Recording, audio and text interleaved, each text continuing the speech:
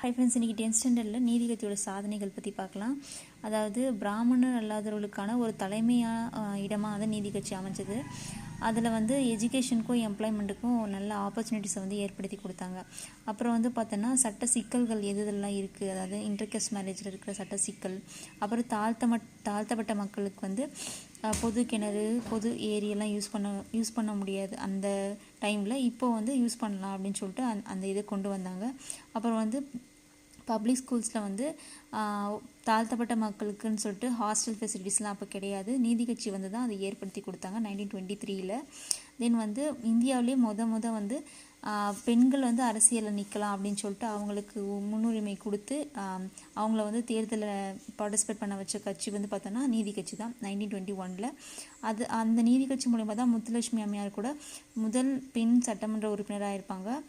இவங்க வந்து கவுன்சிலில் வந்திருப்பாங்க. அதே வந்து சட்டமன்றத்தில் வந்த அவங்க பார்த்தோன்னா ருக்குமணி லக்ஷ்மிபதி வந்து வந்திருப்பாங்க 1926 வந்திருப்பாங்க.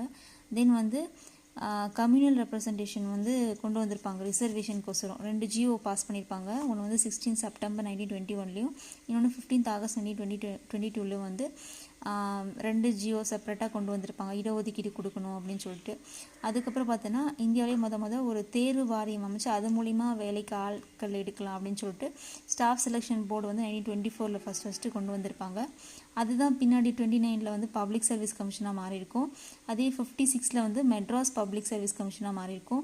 69 வந்து தமிழ்நாடு பப்ளிக் சர்வீஸ் கமிஷனாக மாறி இருக்கும். தென் வந்து 1926 இந்து சமய அறநிலைத்துறைக்குன்னு ஒரு சட்டம் கொண்டு வந்து அனைத்து ஜாதி மக்களுமே வந்து அந்த கமிட்டியில் வந்து மெம்பராக இருக்கலாம் அப்படின்னு சொல்லிட்டு கொண்டு வந்திருப்பாங்க. தேங்க்யூ.